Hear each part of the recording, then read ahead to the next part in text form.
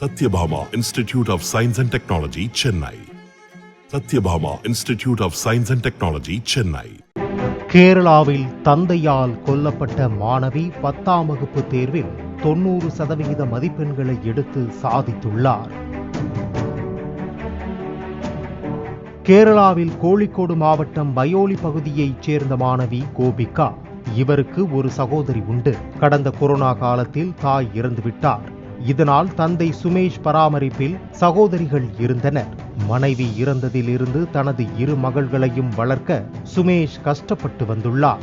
இதனால் மனவேதனையடைந்த சுமேஷ் கோபிகா SSLC தேர்வு எழுதிய அடுத்த நாள் சகோதரிகள் இருவருக்கும் உணவில் விஷம் கலந்து கொடுத்து கொன்றுவிட்டு ரயிலின் முன் பாய்ந்து உயிரை மாய்த்து கொண்டார். இந்த நிலையில் கேரளாவில் நேற்று 10ஆம் வகுப்பு தேர்வு முடிவு வெளியிடப்பட்டது. இதில் கோபிகா 90% மதிப்பெண்கள் எடுத்து பாஸ் ஆகியுள்ளார். இதனால் அவர் படித்த பயோலி TS பள்ளி ஆசிரியைகள் சோகத்தில் ஆழ்ந்துள்ளனர். Satyabhama Institute of Science and Technology, Chennai. Satyabhama Institute of Science and Technology, Chennai.